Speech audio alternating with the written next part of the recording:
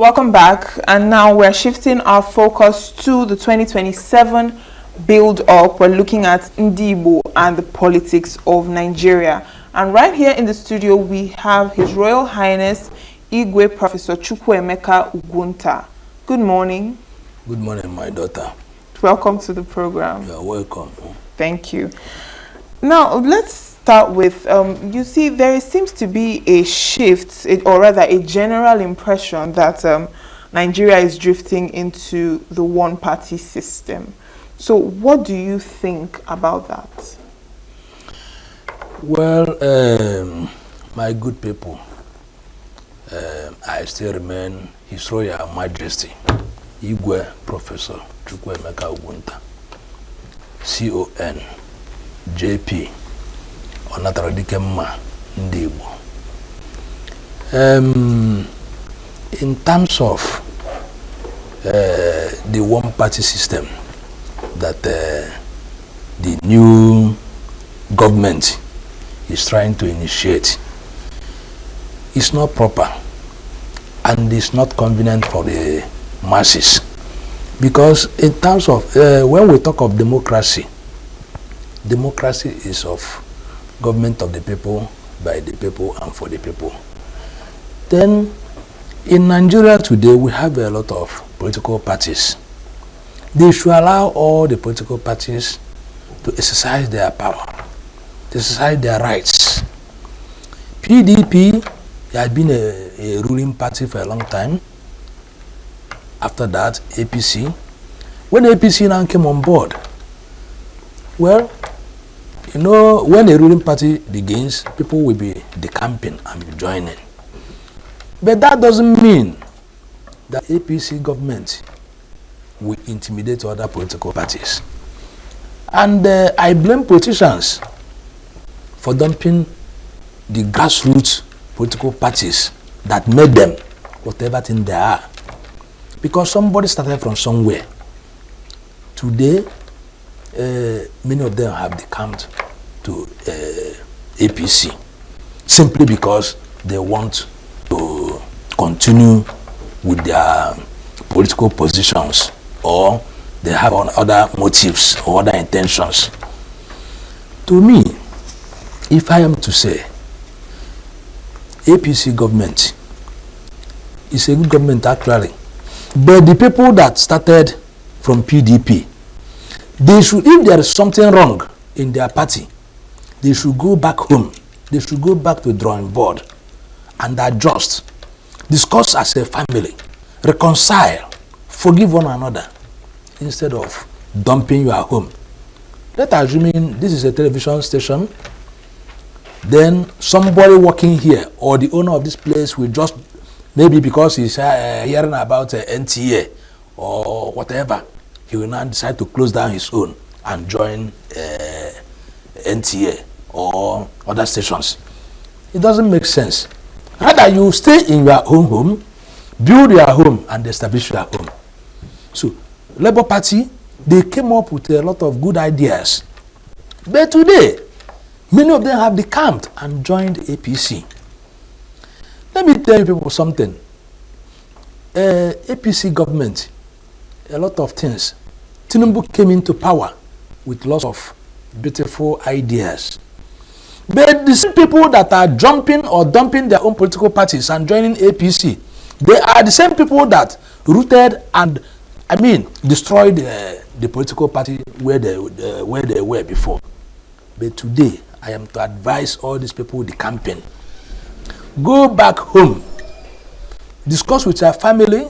What I mean by your family is your political party where you started. Somebody like, in fact, let me not mention names, but majority of them that are decamping today joining APC is not the best. For instance, if supposing all of a sudden tomorrow another party takes over the government, they will still dump APC and join the new government. Why can't you be proud of yourself? Politicians should learn how to behave. They should learn how to stay in their family, maintain their family. If anybody offends you, you are free to apologize. You are free to call for a conference so that we make a peaceful negotiation in your family. That is your political party. So the adoption of one-party system in the federal government of Nigeria today will not work. I tell you of a truth. I am not a politician, but as a traditional ruler, I know that it will not work. For instance, now, if they say only APC, you will now see political tussles fighting here and there, because when you want to bring out a presidential candidate, you cannot just bring out one person to contest. There must be 2 or 3 people from the same one political party. How will it work? Thereby, you see the other one fighting to kill the other one, or the other one trying to do everything humanly possible to stop the other one from penetrating. So, based on that, I am advising the federal government to please take away their minds and their hands from anything trying to install one political party in the country. It's unfair. Thank you. Okay. Now let's come down to Ndigbo, which is our topic of the day. Now, firstly, do you think that there are any, lingering barriers like that limit, Igbo political advancement, particularly in the federal level? Okay. There is a lot of things are involved. You see, when we talk of Ndigbo, thank God today that I'm an Igbo man, and I am too proud to be an Igbo man. If you shift that these very pictures now, it was on my conference that this picture was taken. It was on my conference, National Peace Conference, that we did in Alausa Ikeja. That was where I fought and made sure that I declared for Tinubu to get into power. I was the one that declared to Ndigbo in Alausa Ikeja, let them please. Because then there were a lot of killings. They were destroying and, spoiling Igbo people's properties. In Ladipo, there was a lot of fights. In, what do they call it, Oshodi, Yaba, Teju Osho, so many of all those areas. Because of what? Ndigbo. The thing started when Peter Obi was coming up. The Yorubas, they did not allow Peter Obi to paste his posters, political campaign posters. From there, they began to attack Ndigbo. Why they were attacking Ndigbo? They were burning their houses, burning and destroying a lot of their properties, including inside the markets. So, when the report came to me, I met with the Oba of Lagos. I complained to him. I said, please, can you help us to coordinate a national peace conference so that we can reconcile things? If there is a way, Ndigbo, felt that they are being intimidated or marginalized, we can treat it, we can reconcile. So based on that, I still met with Oni of Ife. I complained to him, I reported to him the same thing. I met with Alaka of Ebaland. I discussed the same thing with him because I'm also the Ndigbo of Yesi, Ota, in Ogun State. Yeah, but like bringing us back, we're talking on what are those things that are limiting, or what are those barriers? That is what I'm coming from. Okay. So when you now look at the Igbos, we felt so intimidated. We felt that we are being marginalized. And that is why every time you see Igbo man agitating for the success or for a breakthrough, you understand me? Yeah. So trying to agitate, or by mere agitating for a success or a way out, a way forward for his own success, you see, the Northerners will not allow. The Yorubas will not allow. I am here, I can tell you of a truth without sharing anything. Do you know that this tenor, this presidential tenor today, is supposed to be Ndigbo? Reason because Obasanjo, after Obasanjo is a Yoruba man. After his tenure, Igbo should take over. You understand me? But even after his tenure, Buhari still came in and hijacked the power from the same Up-Ndigbo. Okay, we still exercise patience.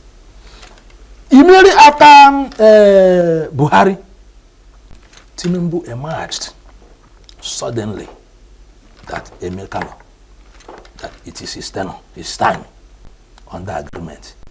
Then, same Igbo man, we call ourselves one Nigeria. Understand where I'm coming from? I can't be saying that you are my biological sister or my biological daughter. You understand me? And I will not be giving you your rights in my family. It's never done. When we say that we are one Nigeria, we expect everything concerning the Federal Republic of Nigeria to be shared equally. Understand? So it's not okay. Like Wike used to say, or Dabasya. But today you see that Hausa, they have gone. They did their own. Yorubas, second time, even Hausa, how many times? Then this time around, it's supposed to be Ndigbo. The same Ndigbo, they are trying to see how they can spring up their heads to contest. But you can see now, Labour Party, they felt that P2B occupied Labour Party. Then, at the same time, they have disorganized it. APGA party is supposed to be the prompt, prominent political party for Ndigbo. Because our dear father, Chukwuemeka Ugwunta, hero, that was the party he initiated for Ndigbo, APGA. But today, you can see it's only in Anambra that APGA is functioning. It's only Soludo, which is unfair. So, the barriers we are seeing today, or the things we think that is a barrier causing these problems today, is just because of marginalization. If the federal government today, like when Tinubu got into power, I met with, before he got into power, I discussed with him. He gave me his word that as soon as he enter, if he can succeed and become the president of the Federal Republic of Nigeria, that I should give him 2 months to release Mazi Nnamdi Kanu. To God be the glory, he successfully entered. When he entered, I met with him, I reminded him, and that was when he conferred to me, see when.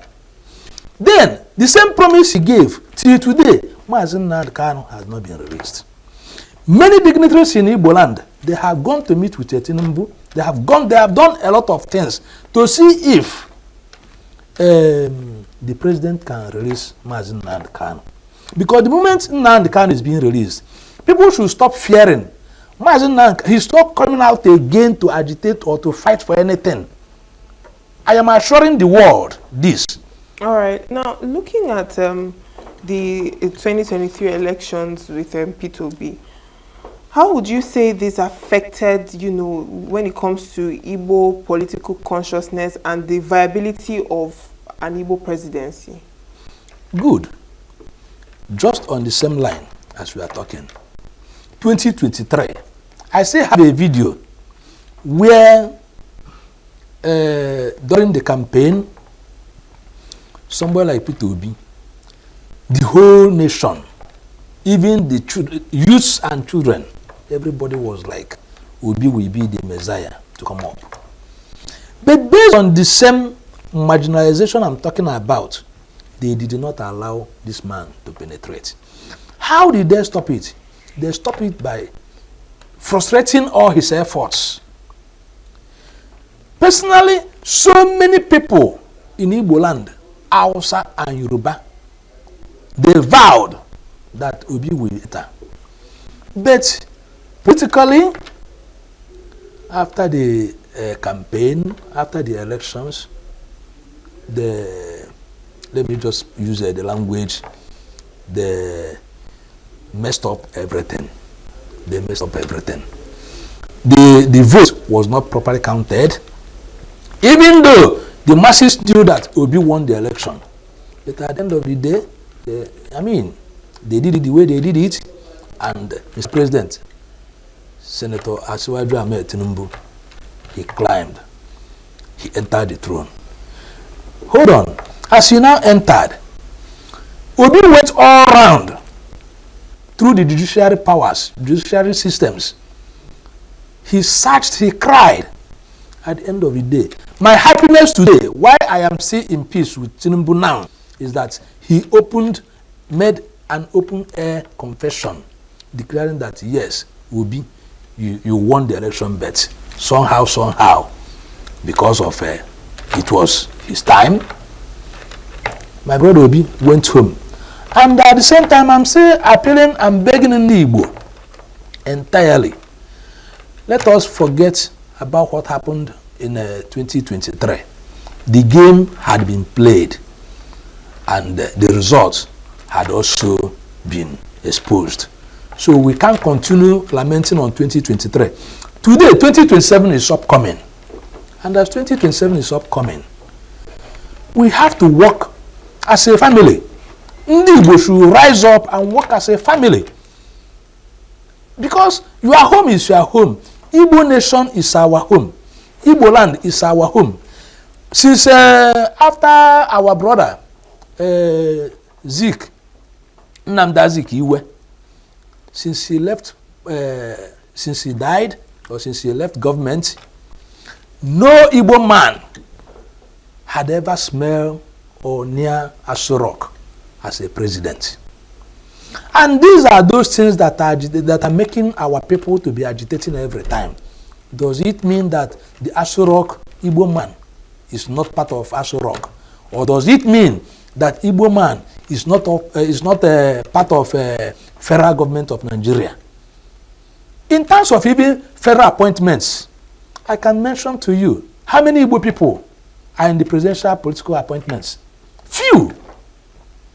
The one they gave my daughter the other time, Bianca Ojukwu, it was a minor appointment. But I personally advise her to accept it, that she should accept it. Let it be just counted that you are there. But there are other dignitaries from Igbo land that are supposed to be ambassadors, ministers, here and there. But few people from the five, when I talk, you see, there was a time I told, what's his name? Iwayaw. I told Iwayaw, let us stop saying all this southeast. Because in the region, we have Eastern Nigeria. We don't need to fear about this. Eastern Nigeria is Eastern Nigeria, and we are made up of only 5 states. If you call a Delta man now, Igbo man, tomorrow if anything comes up, he will tell you, I'm not Igbo man. I'm a Niger Delta. You call, what do they call it? Cross River man. Because over there in Yoruba land, they call all of us Omo Igbo. If you call a Yoruba man now, Igbo man, Cross River person now, Igbo man, he or she might accept. But if anything comes up, and you mention Biafra, he or she will deny you, I am not Igbo man, I beg, I am Niger Delta. So I am advising and encouraging my Igbo people, please let us be proud of our color, be proud of our race, be proud of what God has given to us. Many of the times we have heard that we are part of Israel, that we came from Israel. I don't know whether people are aware of that. So if they say that we come from, we emanated from Israel, yes, let us see that God has blessed us. Okay. So Igbo people should be courageous enough to stand gidigam and face the challenges. And I bet you people, honestly, in no distance time, God will bless Igbo nation. Yes, and moving away from the election, let's look at, the role traditional rulers play.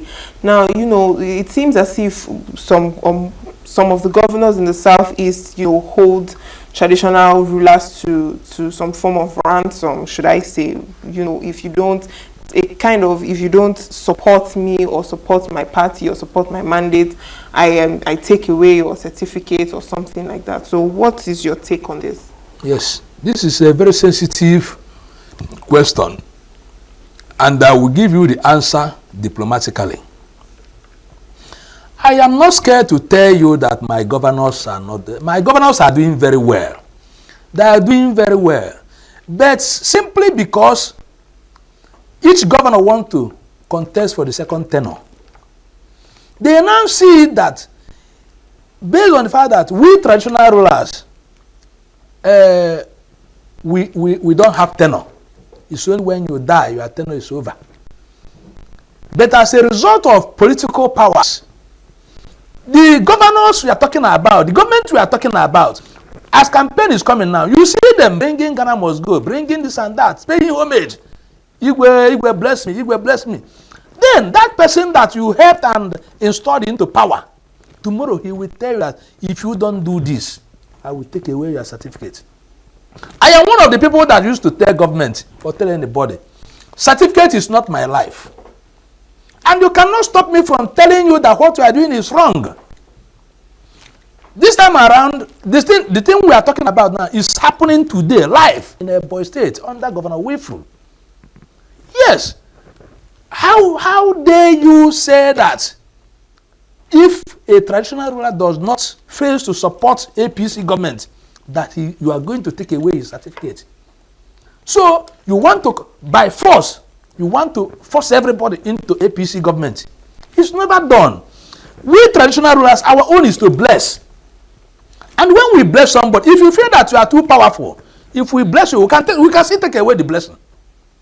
So based on this now, I am begging our governors, the entire 5 state Igbo governors, I am begging you people, please, let us come back home.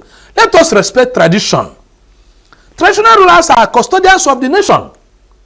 That is why when you go to North, you see the emirs. The emirs are highly respected. You go to Yoruba, the Obas, they are highly respected. But when you come to Igbo land, all right. it's a different thing altogether. We are running out of time. Yes, I wish we could continue this conversation. But thank you so much for your time. Igwe Professor Chukwuemeka Ugwunta, talking on 2027 build-up, Ndigbo and politics of Nigeria. Thank you so much for your time. You are welcome. Thank you. Save Nature TV. News in your pocket.